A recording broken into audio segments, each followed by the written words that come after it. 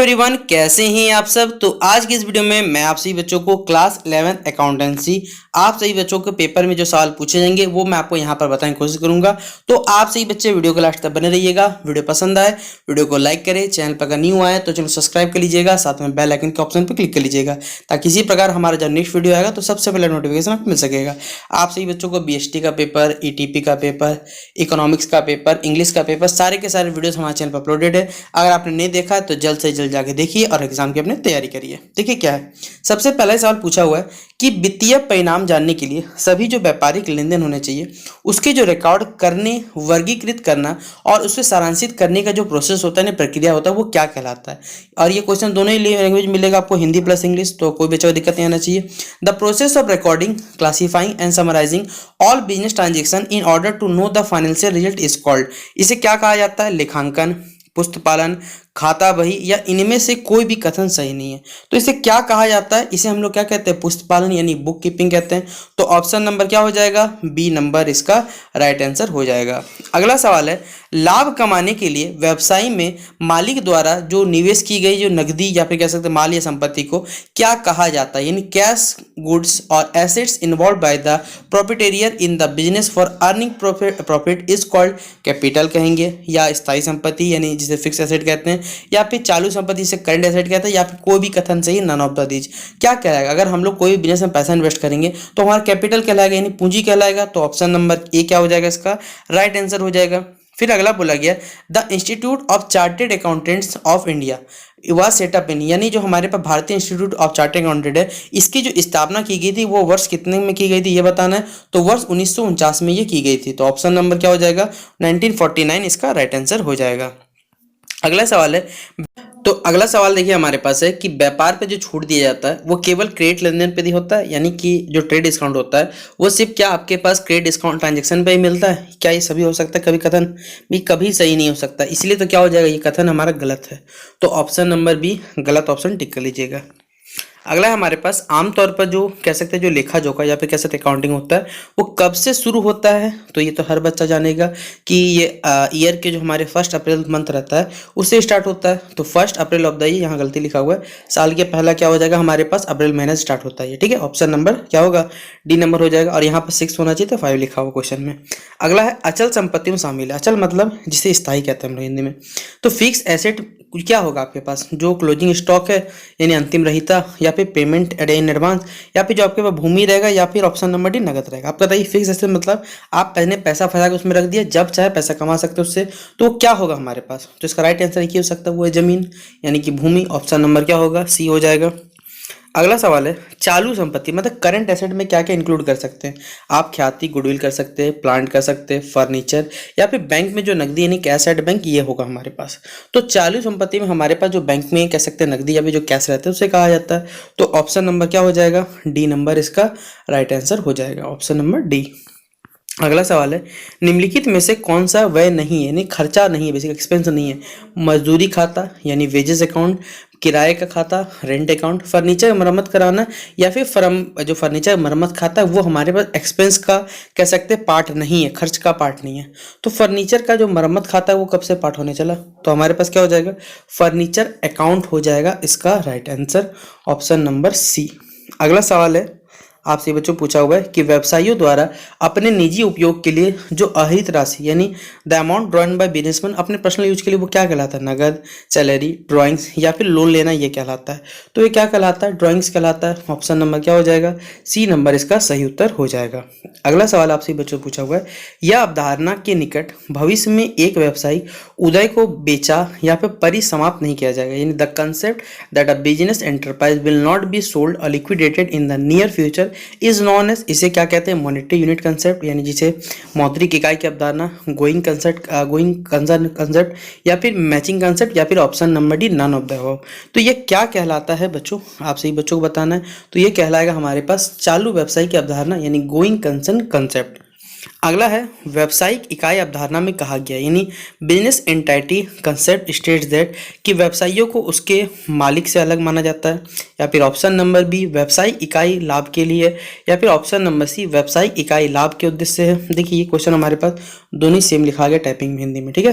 फिर अगला है हमारे पास व्यवसायिक नियमित लाभ का इकरार है। तो यहाँ पर क्या होगा बच्चों से जवाब कि व्यवसाय को उनके मालिकों से अलग माना जाता है, तो ऑप्शन नंबर ए। अगला हमारे पास मनी मेजरमेंट कंसेप्ट, यानी धन मापन जो अवधारणा है वो केवल सिर्फ वित्तीय लेन देन के लागू होता है, या फिर सभी जो गैर वित्तीय लेन देन पे लागू होगा, या सभी वित्तीय और जो गैर वित्तीय लेन देन है उनके भी लागू होगा, या फिर इनमें से कोई भी कथन सही नहीं है। तो जो धन मापन अवधारणा है हमारे पास वो किस पे इन सब कथन में से लागू होता है, तो जितने भी हमारे वित्तीय लेन देन होते हैं उन पे लागू होते हैं। तो इसलिए ऑप्शन नंबर ए हो जाएगा इसका राइट आंसर। अगला सवाल है आपसे बच्चों के लिए पूछा हुआ है कि कराधान, ठीक है, कराधान के लिए प्रावधान के अनुसार है हमारे पे किया जाता है provision for taxation is made according to रूढ़िवाद की धारणा, यानी कंजर्वेटिव कंसेप्ट, चालू व्यवसाय की अवधारणा, गोइंग कंसर्न कंसेप्ट, मिलान की अवधारणा, मैचिंग कंसेप्ट, या फिर ऑप्शन नंबर डी इनमें से कोई भी कथन सही नहीं है। तो जो हमारे प्रोविजन होता है टैक्सेशन के लिए वो बेसिकली अकॉर्डिंग किसके होते हैं ये आपको बताना है। तो वो होता है हमारे पास जो भी कंजर्वेटिज्म कंसेप्ट है, यानी रूढ़िवाद का अवधारणा। ऑप्शन नंबर ए हो जाएगा इसका सही जवाब, टिक करिए। हमारे पास देखिए अगला सवाल है क्वेश्चन नंबर 14 में पूछा हुआ है कि यदि देनदारी और संपत्तियों की जो राशि है वो क्रमशः 90,000 और 1.5 लाख रुपए है, तो जो पूंजी का राशि होगा, यानी अगर आपको लायबिलिटीज और एसेट दिया हुआ है और बताना है, बताइए कैपिटल क्या होगा। तो चलिए आप लोग को सवाल जवाब रहा, ये सवाल आप लोग को बताना है इसका हार्ड आंसर क्या होगा। इस सवाल का जवाब कमेंट बॉक्स में आप लोग बताइएगा। अगला बताना है हमें पुष्प पालन का जो मुख्य उद्देश्य होता है वो क्या होता है, हम लोग पुष्प पालन क्यों करते हैं, या फिर क्या ऑब्जेक्टिव है हमारे बुक कीपिंग करने का, ताकि हम सारे के सारे रिकॉर्ड कर रखें। सौदे का पूर्ण अभिलेखन, व्यवसाय पर वित्तीय प्रभाव का निर्धारण, या फिर ऑप्शन नंबर सी समंकों का विश्लेषण एवं निर्वाचन, analysis and interpretation of data, या फिर ऑप्शन ए और बी दोनों कथन सही है। हम लोग पुष्प पालन क्यों करते हैं, ताकि हमारे पास जो भी ट्रांजेक्शन हुए उसको हम रिकॉर्ड कर सके, ऑब्वियसली बात है ना। तो ऑप्शन नंबर ए क्या हो जाएगा इसका राइट आंसर हो जाएगा। अगला हमारे पास है लेखांकन में होता है इन अकाउंटिंग या फिर accounts recording is made of, recording में क्या होता है सिर्फ फाइनेंशियल ट्रांजैक्शन होते हैं या नॉन फाइनेंशियल, या फिर दोनों ही होते हैं हमारे पास, कह सकते हैं वित्तीय और गैर वित्तीय सारे के सारे ट्रांजैक्शन मौजूद रहते हैं। आप बताइए जब भी अकाउंटिंग करते होंगे तो इसमें जितना सारा रिकॉर्ड रहता होगा भाई वो लीगल होना चाहिए, फाइनेंशियल वाला काम होना चाहिए, तो केवल वित्तीय लेन देन यहाँ पे जोखा रहता है, यानी ऑप्शन नंबर क्या हो जाएगा ए नंबर इसका केवल वित्तीय लेन देनों का वहां जोखा लिखा हुआ रहेगा। अगला हमारे पास है क्रय विक्रय के बारे में पूछा हुआ है कि क्रय खाते की जो शेष राशि को हस्तांतरित किया जाता है किसमें, the balance of purchase account is transfer to, लाभ और हानि खाता में यानी प्रॉफिट एंड लॉस अकाउंट में, लाभ और हानि के विनियोग खाता में दोनों के एप्रोप्रिएट अकाउंट में, या फिर लाभ हानि के जो समायोजन यानी एडजस्टमेंट खाता उसमें, या फिर व्यापारिक खाता जो ट्रेडिंग अकाउंट में किया जाता है। तो जो क्रय खाते की जो शेष राशि को है उसमें किससे हस्तांतरित किया जाता है, तो व्यापारिक खाता यानी कि option number D trading account. अगला सवाल है हमारे पास purchase of a plant for cash, संयंत्र की नगद जो खरीद होती है वो कुल संपत्ति में कमी लाता है, कुल संपत्ति में कोई बदलाव नहीं आएगा, या कुल संपत्ति में बढ़ जाएगा, या इनमें से कोई भी सवाल हमारे पास ऑप्शन जो है वो सही नहीं बताना है। आप बताइए हमारे पास अगर हम लोग क्या करते हैं कोई संयंत्र खरीदते हैं प्लांट खरीदते हैं उसे हमारे पास जो टोटल रिकॉर्ड्स हैं सब उसमें कोई बदलाव नहीं, उतना ही तो आपके पास अमाउंट का पैसा रह गया ना। तो ऑप्शन नंबर क्या हो जाएगा बी नंबर इसका राइट आंसर हो जाएगा। अगला सवाल यहाँ पूछा हुआ है संयंत्र उधार में जो खरीदा, purchase of plant for credit, ये कुल संपत्ति में आएगा, कुल संपत्ति में कोई बदलाव नहीं आएगा। अच्छा यही सवाल देखिए हमारे पास 2 बार चुका है, संयंत्र उधार, अच्छा यहाँ उधार में खरीदा गया ये हमें बताना, ठीक है। यहाँ purchase of plant for credit में कुल संपत्ति में होगा, कुल संपत्ति कोई बदलाव नहीं आएगा, या फिर कुल संपत्ति में हमारा वृद्धि होगा, या फिर क्या होगा। तो हमारे पास अगर हम उधार से कहते हो अपना पैसा लगाए भाई, तो कुल संपत्ति में हमारे पास वृद्धि हो जाएगा, ऑप्शन नंबर सी हो जाएगा। अगला सवाल है यह खाता हमारे पास इसमें से कौन सा खाता बताना है कि अप्रत्यक्ष रूप से किसी भी व्यक्ति या व्यक्ति का प्रतिनिधित्व करता है। This account directly represent the person और पर्सन, प्राकृतिक व्यक्ति का खाता नेचुरल पर्सन पर्सनल अकाउंट, अप्रत्यक्ष व्यक्तिगत खाता, प्रतिनिधि व्यक्तिगत खाता, या फिर अप्रत्यक्ष व्यक्तिगत खाता, इनमें से कौन सा सही होगा बच्चों, तो वो होगा ऑप्शन नंबर सी प्रतिनिधि व्यक्तिगत खाता, ऑप्शन नंबर सी इसका सही जवाब हो जाएगा। अगला सवाल है निम्नलिखित में से कौन सा जो लेन देन है वो वित्तीय प्रकृति का लेन देन नहीं है, उधार माल खरीदना, भवन खरीदना, देखिए हमें बताना है वित्तीय प्रकृति का नहीं है वो बताना है। ऑप्शंस पहचान लीजिएगा, वेतन भुगतान द्वारा या कर्मचारियों द्वारा हड़ताल का कह सकते हैं जो हड़ताल करना होगा वो कभी भी वित्तीय प्रकृति का हो सकता है, तो नहीं होगा, इसलिए ऑप्शन नंबर क्या हो जाएगा डी नंबर इसका राइट आंसर हो जाएगा। फिर अगला है मशीन खाता, यानी मशीन अकाउंट जो है वो व्यक्तिगत खाता होता है, नॉमिनल अकाउंट है, रियल अकाउंट है, इनमें से कोई भी कथन सही नहीं है। क्या होगा बच्चों, वो एक रियल अकाउंट में काउंट होता है, तो ऑप्शन नंबर सी क्या हो जाएगा, इसका राइट आंसर हो जाएगा।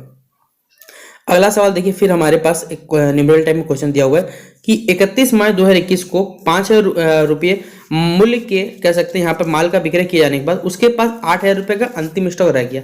ये जो स्टॉक रह गया ये क्या है आपके पास, ये घटना है, एक ट्रांजेक्शन है, लेन देन है और साथ साथ घटना है, या फिर क्या है आपको बताना। 4 ऑप्शन दिए हुए, आप खुद बताइए किस में काउंट होगा ये एक इवेंट में काउंट होगा, तो ऑप्शन नंबर क्या हो जाएगा, ए नंबर इसका राइट आंसर टिक कर लीजिएगा। अगला है नाम मात्र खाते में जो डेबिट होता है वो शेष दर्शाता है आपके खर्च को, आपकी आय यानी कह सकते हैं इनकम को, या फिर आपके लायबिलिटी यानी देयता को, या फिर इनमें से कोई भी कथन सही नहीं है। तो जो नाम मात्र खाते में जो हमारे डेबिट यानी जो अकाउंट में पैसा बच जाता है वो क्या होगा, हमारे खर्च को बताता है, कितने रुपये खर्च किया, तो ऑप्शन नंबर क्या हो जाएगा, ए नंबर हो जाएगा। फिर हमारे पास है आहरण किस खाते के अंतर्गत आता है, drawings comes under which account, व्यक्तिगत खाता, वास्तविक खाता, अव्यक्तिगत खाता, या इनमें से कोई भी कथन सही नहीं, ये हमें बताना है। तो आहरण जो खाता होते हैं वो किसके अंतर्गत आते हैं बच्चों, वो आता है व्यक्तिगत खाता के अंतर्गत, तो ऑप्शन नंबर क्या हो जाएगा, ए हो जाएगा। फिर पुस्तक पालन की जो प्रारंभिक इकाई है वो क्या है हमें बताना है, the basic unit of book keeping is, रोज नामचा प्रविष्टि, योग रखना, शेष निकालना, या इनमें से कोई भी नहीं। क्या होगा बच्चों हमारे पास का राइट आंसर, वो हो जाएगा जर्नल एंट्री, जिसे हिंदी में कहते हैं रोज नामचा प्रविष्ट, ऑप्शन नंबर ए। अगला सवाल है माल की जो नगद खरीद दर्ज की जाती है, cash purchase of goods is recorded, किस में रिकॉर्ड किया जाता है, परचेज बुक में, विक्रय बुक में, नगद बुक में, इनमें से किसी में भी नोट नहीं किया जाता है। तो इसे हम नोट कैसे करते हैं बच्चों, तो नगद कैश यानी कि कैश बुक में, ऑप्शन नंबर सी हो जाएगा। अगला सवाल है लेखांकन की जो मान्यताएं हैं वो आपको बताना है, postulates of accounting is are, ये एक्सचेंज बेस्ड है, पीरियोडिक है या पीरियड है, पीरियड है हमारे पास, यूनिट ऑफ मेजर है, या फिर सभी किसी कदम सही है। तो जो अकाउंट्स के पोस्टुलेट होते हैं, लेखांकन की जो मान्यताएं हैं वो आपको बताना है, और वो सारे के सारे यहाँ कथन सही है, तो ऑप्शन नंबर क्या हो जाएगा, डी नंबर हो जाएगा। फिर बोला डेबिट नोट कौन तैयार करता है, बताइए, who prepares a debit note, purchaser, seller, cashier, या फिर कोई भी नहीं। कौन तैयार करेगा भाई डेबिट वाला हमारे पास नोट, तो वो काम डिपार्टमेंट किसका जाएगा, वो जाएगा सेलर के पास, तो ऑप्शन नंबर क्या हो जाएगा, विक्रेता इसका राइट आंसर होगा। फिर रोकड़ खाता हमेशा डैश दिखाता है, cash account always shows, debit शेष यानी डेबिट बैलेंस, क्रेडिट बैलेंस, दोनों के दोनों शो करता है, डेबिट और क्रेडिट, या फिर आइदर डेबिट या फिर आइदर क्रेडिट आपको बैलेंस शो करता है। तो क्या शो करेगा वो हमारे पास, सिर्फ डेबिट बैलेंस शो करेगा, तो ऑप्शन नंबर ए। अगला है हमारे पास किस अवधारणा के अनुसार व्यवसाय के स्वामी को व्यवसाय का लेनदार माना जाता है, according to which concept proprietor owner of the business is treated as creditor of the business, अवधि की अवधारणा, पीरियोडिसिटी कंसेप्ट, अस्तित्व की अवधारणा, सारता की अवधारणा, या फिर एक रूपता की अवधारणा। कौन सा अवधारणा होगा बच्चों हमारे पास, वो होगा अस्तित्व की अवधारणा, ऑप्शन नंबर बी। अगला सवाल है हमारे पास फर्नीचर का कारोबार करने वाले व्यापारी जो द्वारा खरीदा या फर्नीचर उसके लिए माना जाएगा क्या, एक संपत्ति, फर्नीचर खरीद रहा है याद रखिएगा, ठीक है, कोई जमीन वमीन नहीं खरीद रहा, दायित्व तो हो जाएगा, क्रय हो जाएगा, या फिर क्या होगा बताइए, ये तो भाई एसेट नहीं होगा आपका, ये खाली क्या हो जाएगा, परचेज, ऑप्शन नंबर क्या हो जाएगा, सी नंबर इसका सही उत्तर होगा। अगला हमारे पास है कि यहाँ पर पूछा गया है कि संपत्तियों की खरीद के लिए जो क्रेडिट होगा वो क्रय खाता के लिए होगा, संपत्ति खाता के लिए होगा, रोकड़ खाता के लिए होगा, या फिर इनमें से कोई भी कथन सही नहीं है, आपको बताना है। तो संपत्ति खरीद के लिए जो क्रेडिट होगा बच्चों वो क्या होगा, ये कोई भी सही नहीं है, तो ऑप्शन नंबर डी होगा। अगला हमारे पास है माल की बिक्री के लिए जो क्रेडिट होगा वो क्या होगा, क्रय खाता के लिए, विक्रय खाता के लिए, या फिर ऑप्शन नंबर सी जो होगा हमारे पास रोकड़ खाता के लिए, फिर क्या होगा, तो ये हमारे पास आ जाएगा विक्रय खाता के अंतर्गत, तो ऑप्शन नंबर बी हो जाएगा। अगला हमारे पास है मूल प्रलेख के अंतर्गत आते हैं, अंडर सोर्स डॉक्यूमेंट्स कम्स, रसीद आएगा जो आपका इनवॉइस और बिल आएगा, या फिर पे इन स्लिप आएगा जो आप लोग जमा किया पर्ची रहेगा, या फिर ये सभी के सभी अंतर्गत आते हैं मूल प्रलेख के अंतर्गत। तो क्या होगा, ये हमारे पास सभी के सभी चीज आ जाएगी, सोर्सेज डॉक्यूमेंट्स के अंतर्गत तीनों सही है, तो ऑप्शन नंबर डी हो जाएगा। अगला है तलपट, जिसे ट्रायल बैलेंस कहते हैं इंग्लिश में, ये पर्सनल अकाउंट होता है, ये इम्पर्सनल अकाउंट होता है, शेड्यूल ऑफ बैलेंस होता है, या फिर रियल अकाउंट होता है, ये आपको बताना है। तो ये क्या होता है हमारे पास, जो शेड्यूल ऑफ बैलेंस, शेषों की सूची, ऑप्शन नंबर सी। अगला हमारे पास है क्रेता के द्वारा माल वापसी पर भेजे जाने जो चिट्ठी होती है उसे क्या कहता है, अगर आप बेसिकली रिटर्न कर दिए माल को, उस चिट्ठी को क्या कहते हैं आपको बताना है। तो debit note, credit note, return note, या फिर नन ऑफ दिस, और इसका सही होगा क्या हमारे पास, डेबिट नोट, ऑप्शन नंबर ए।